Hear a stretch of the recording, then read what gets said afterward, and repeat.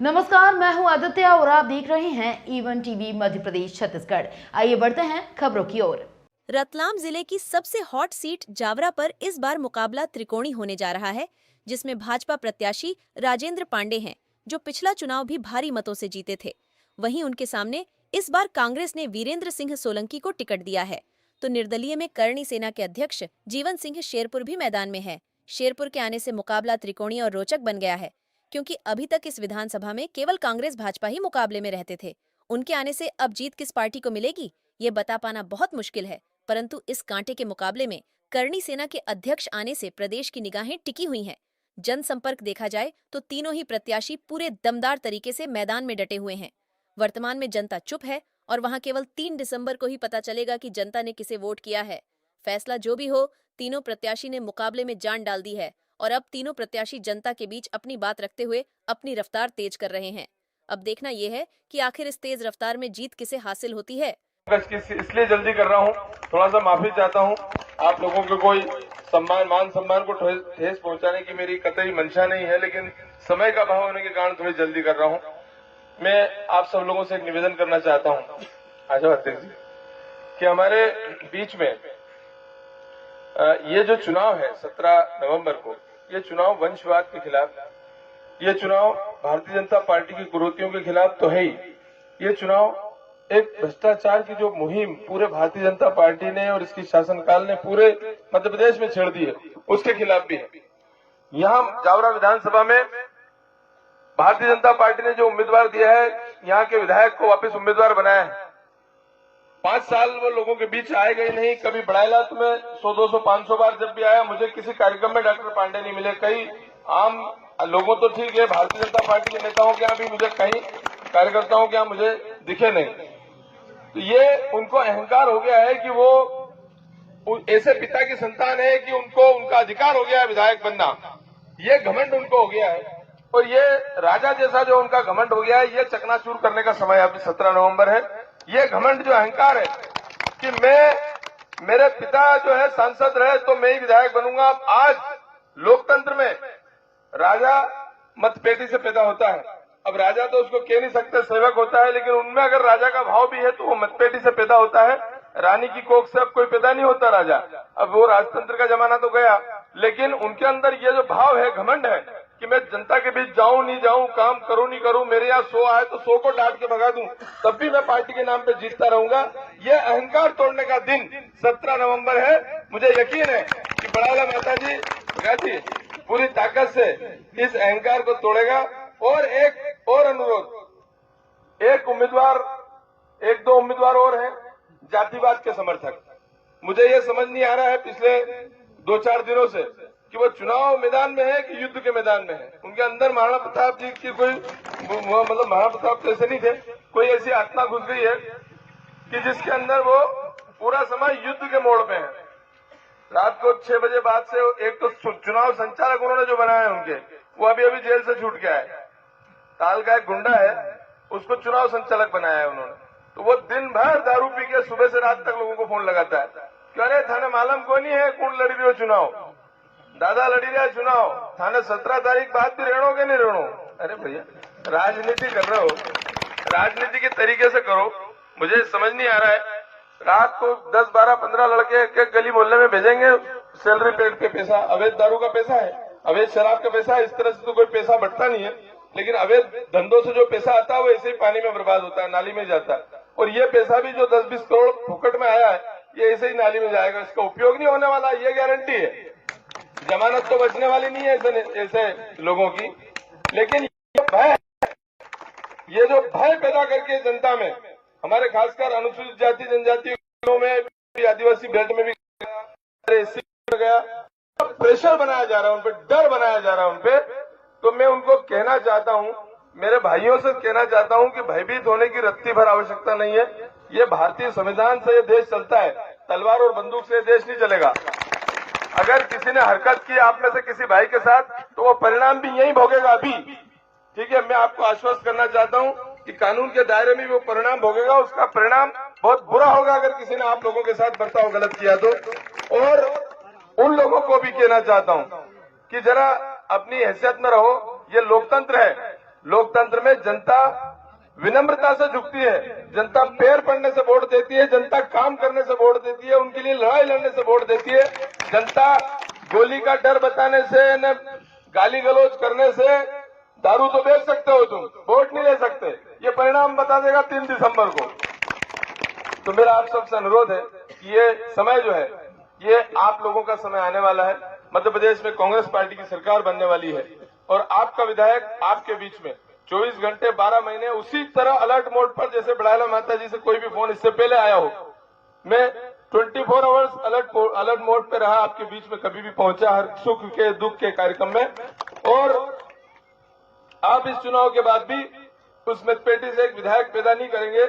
आप तो अपना भाई हैं, उसी को मजबूत कर रहे हैं। मैं आपको आश्वस्त करता हूं कि विधायक के रूप में भी उसी तरह अगले 5 साल आपके भाई की तरह, आपके बेटे की तरह, आपके साथी की तरह, आपके दोस्त की तरह, जिस तरह पिछले 5 साल से था, उसी तरह अगले 5 साल बड़ाला माता जी हो, आसपास के हर युवा साथी के साथ कंधे से कंधा मिलाकर आपके हक और अधिकार की लड़ाई लड़ूंगा। बस यही आश्वासन आप सबको देना चाहता हूं। बहुत बड़ी घोषणाएं करने की यहाँ आवश्यकता नहीं है, क्योंकि सबको पारिवारिक माहौल में हम लोग यहाँ रहते हैं और सबकी चूल्हे चौके तक एंट्री है, तो झूठ सच का कोई ज्यादा मामला है नहीं और मुझे आवश्यकता भी महसूस होती नहीं। मैं उम्मीद करता हूं कि यहाँ से भरपूर प्यार और समर्थन मिलेगा। बहुत बहुत धन्यवाद।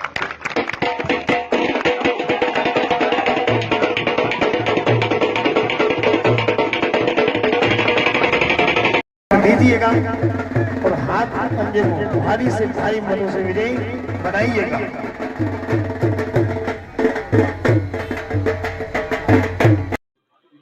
भाई साहब, किस तरह जनसंपर्क चल रहा है?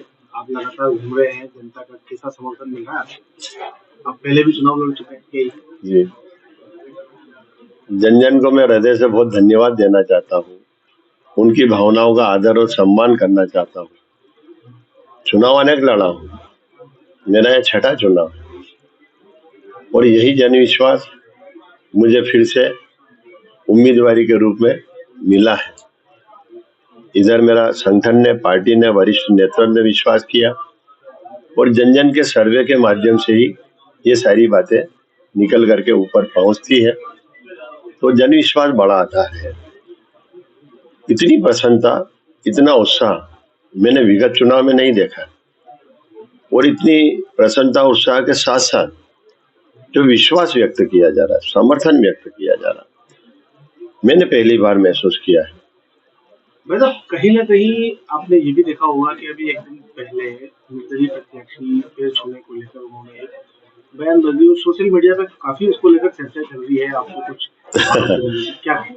अब क्या कहूँ, मेरे छोटे भाई जैसे हैं और शायद राजनीति का उनका ये पहला अनुभव है। मेरे तो बहुत स्वाभाविक बात कही, मैंने कहा भाई शुभकामनाएं। जब बड़े भाई के रूप में मुझे मानकर एक छोटा भाई आदर देता है, सम्मान देता है और चरण स्पर्श करता है, तो मैं तो सीधे मान मर्यादा और संस्कृति को मानने वाला रहा हूँ। पूरा क्षेत्र जानता है इस बात को, मेरी मिलनसारिता को, मेरी आत्मीयता को, मेरी सहजता को, मेरे प्रेम को, मेरे स्नेह को, और मेरे व्यवहार से हर आदमी लगभग परिचित है। मेरा स्वाभाविक तौर पे एक क्षेत्र भर से जो चर्चा आती है, मैंने कहा सब अपने ही है, अपना ही क्षेत्र है। मैंने कहा थोड़ी चर्चा आप करें, थोड़ी चर्चा मैं करूं, आप भी समझा देना, मैं भी समझा दूंगा। अपना यार वातावरण बहुत प्रसन्नता का रहना चाहिए और चुनाव अपन प्रसन्नता के साथ में लड़े। ये इतनी सामान्य सहज जो बातें रहती है, परस्पर अपनेपन की और अपनेपन की आत्मीयता की, मुझे नहीं पता क्यों उन्हें इतना असहज लगा और असहजता में जो अभिव्यक्ति निकल करके आई है वो निश्चित रूप से आपत्तिजनक है। कहीं ना कहीं कांग्रेस पार्टी की प्रत्याशी की ओर से भी लगातार अपने उद्बोधन में कहीं ना कहीं आपका मर्यादित शब्दों का प्रयोग भी किया जाता है। देखिए ऐसा है, मुझे ऐसा लगता है कि जो मेरे दोनों भाई, मैं तो प्रतिद्वंदी भी नहीं मानता, दोनों को उम्मीदवार ही मानता हूँ। अभी नए हैं, उन्हें विकास कार्यों के बारे में बात करना चाहिए, उन्हें जन कल्याणकारी योजनाओं के बारे में बात करना चाहिए, उन्हें अपने द्वारा किए गए कार्यों, अपने दल के द्वारा किए गए कार्यों और इसी के साथ साथ में आगामी समय में वो क्या करने वाले हैं उन बातों पर चर्चा करना चाहिए। ये तो कोई राजनीतिक मुद्दा ही नहीं होता है कि आप किसी पे व्यक्तिगत चर्चा ही करें, किसी को व्यक्तिगत केंद्रित करें।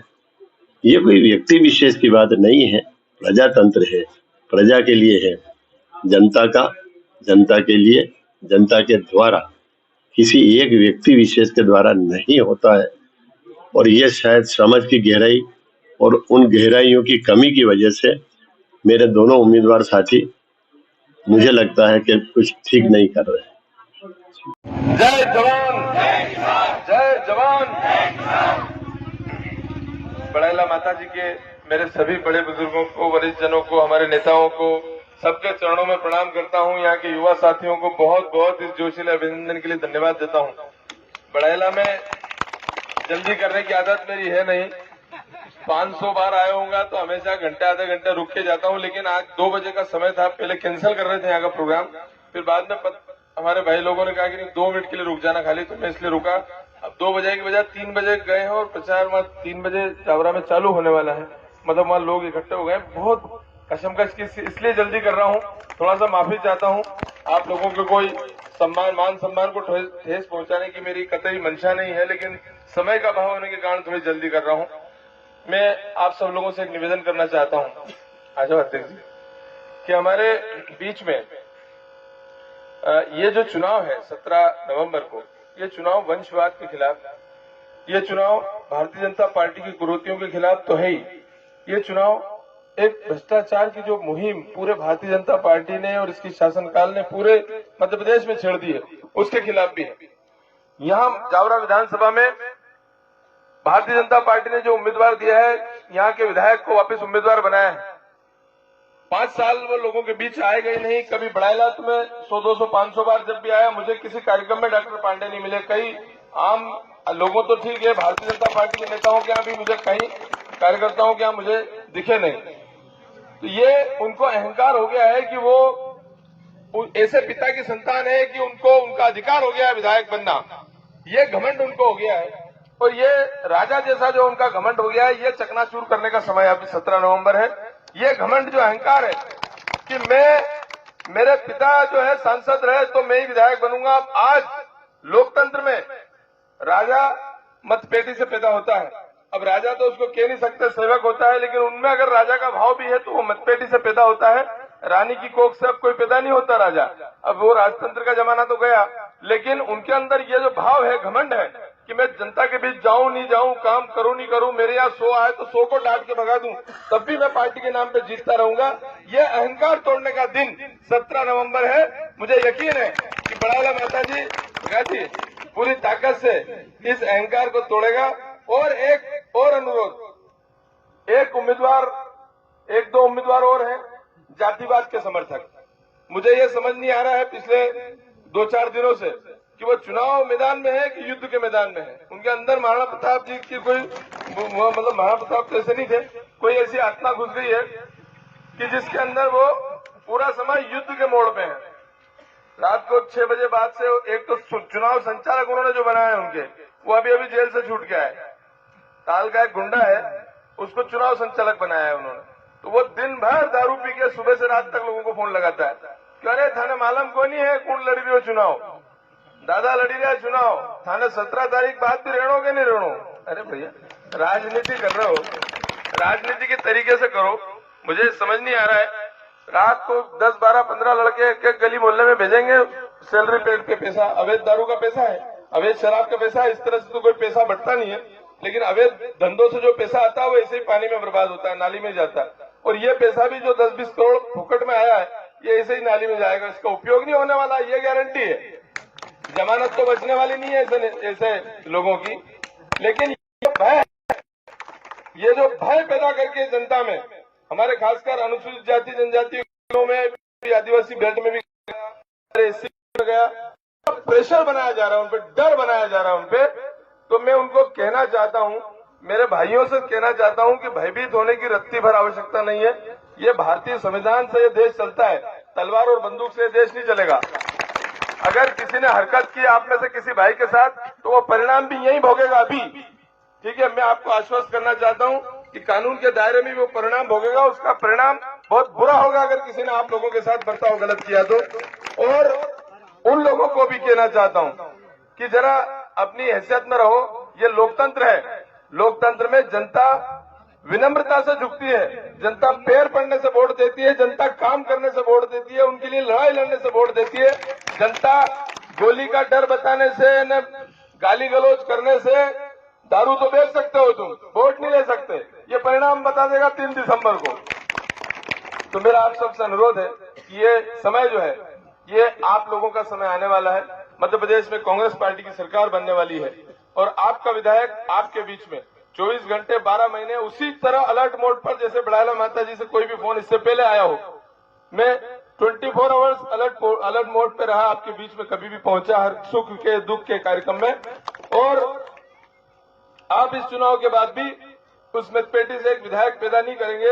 आप तो अपना भाई हैं, उसी को मजबूत कर रहे हैं। मैं आपको आश्वस्त करता हूं कि विधायक के रूप में भी उसी तरह अगले 5 साल आपके भाई की तरह, आपके बेटे की तरह, आपके साथी की तरह, आपके दोस्त की तरह, जिस तरह पिछले 5 साल से था, उसी तरह अगले 5 साल बड़ाला माता जी हो, आसपास के हर युवा साथी के साथ कंधे से कंधा मिलाकर आपके हक और अधिकार की लड़ाई लड़ूंगा। बस यही आश्वासन आप सबको देना चाहता हूं। बहुत बड़ी घोषणाएं करने की आवश्यकता नहीं है, क्योंकि सबको पारिवारिक माहौल में हम लोग यहाँ रहते हैं और सबकी चूल्हे चौके तक एंट्री है, तो झूठ सच का कोई ज्यादा मामला है नहीं और मुझे आवश्यकता भी महसूस होती नहीं। मैं उम्मीद करता हूं कि यहाँ से भरपूर प्यार और समर्थन मिलेगा। बहुत बहुत धन्यवाद।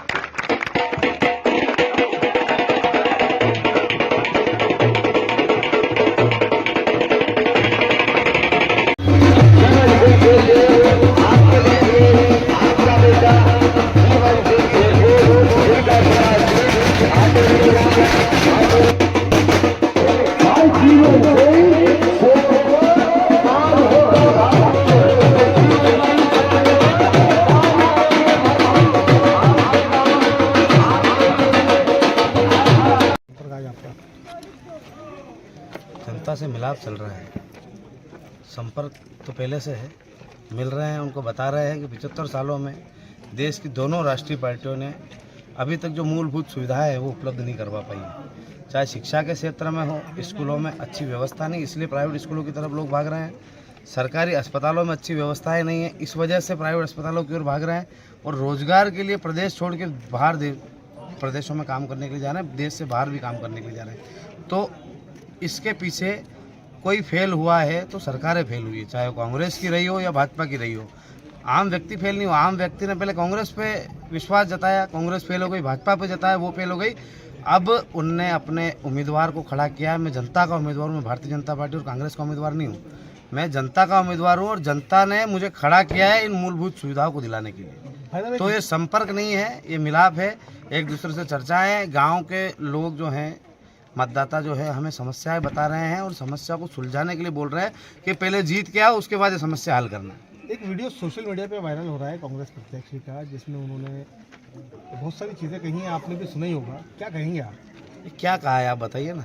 जैसे कि उन्होंने कहा कि जो चुनाव का संचालन कर रहे हैं वो फोन लगा रहे हैं, चुनाव आयोग से आप पूछिए कि हमारा चुनाव संचालन विक्रम सिंह सिसोदिया को हमने चुनाव संचालन बना रखा है, जिन पे मुकदमा भी नहीं। दूसरी बात, ये काम भारतीय जनता पार्टी और कांग्रेस कर रही है, उनके डर से लोग अपने घरों पे झंडे नहीं लगा पा रहे हैं, उनको धमकाया जा रहा है, डराया जा रहा है। अभी भी एक घटना हुई जहाँ पर उनने हमारे झंडों को फेंक दिया, फिर भी हमने FIR नहीं करी। रात में हम आवेदन भी देने गए थे, उसके बाद भी हमने सोचा कि इस प्रकार की राजनीति करना हमारे लिए अच्छा नहीं है।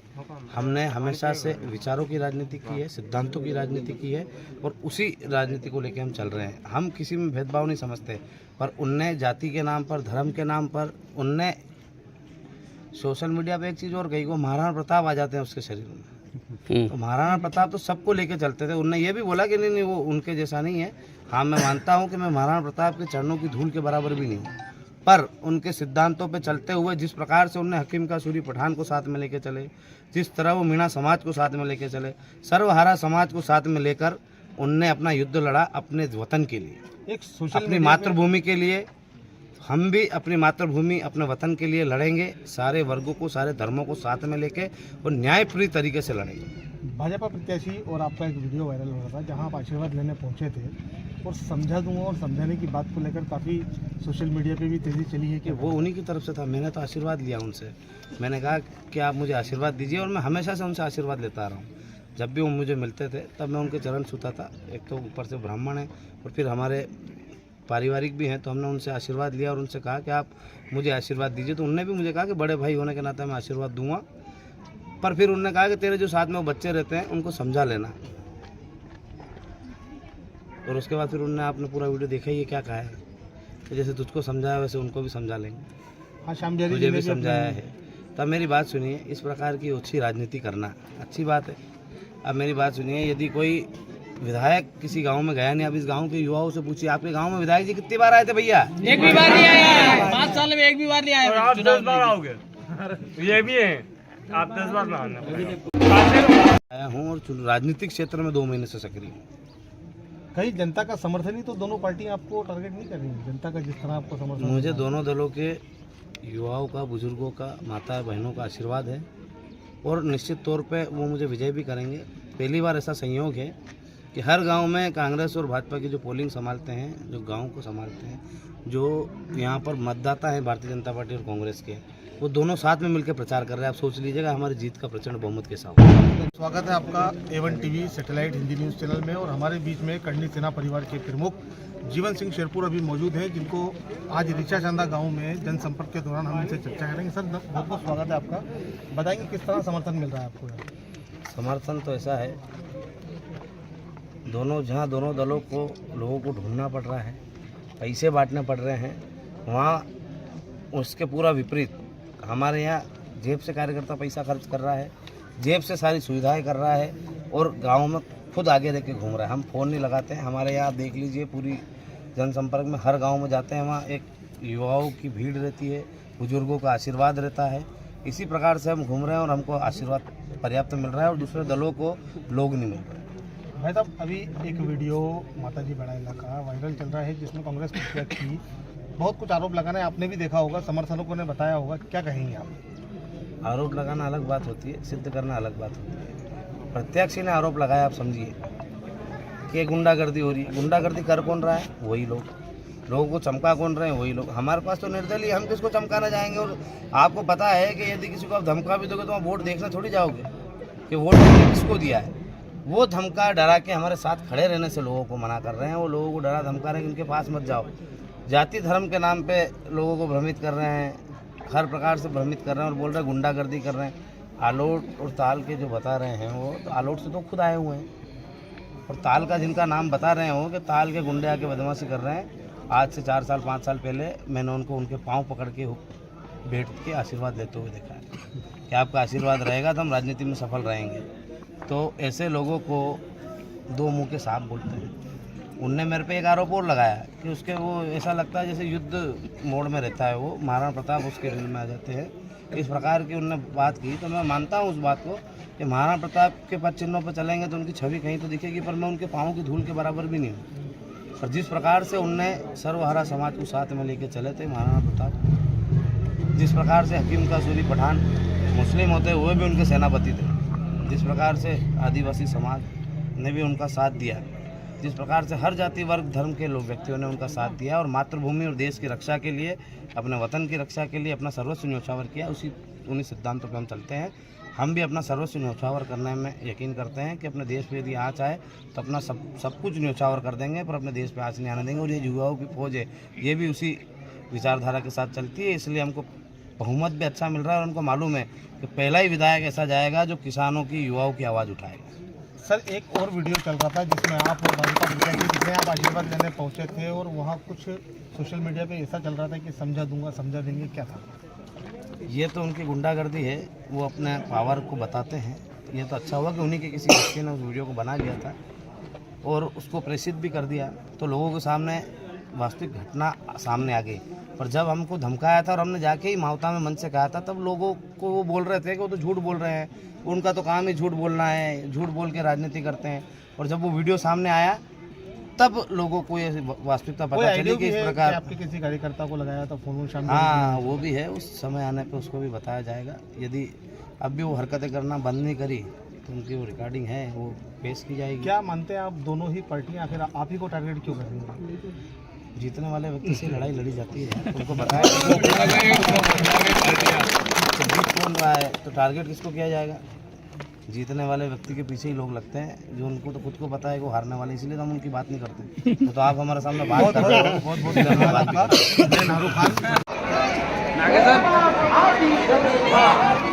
समझा आ गया।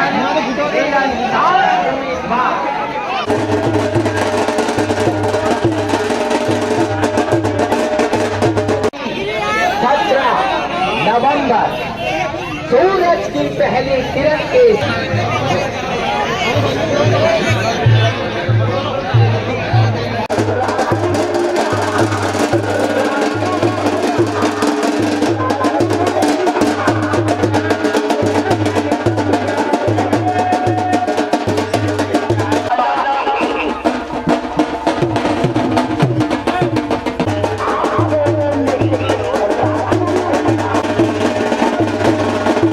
काम करे या मुख्यमंत्री काम करे।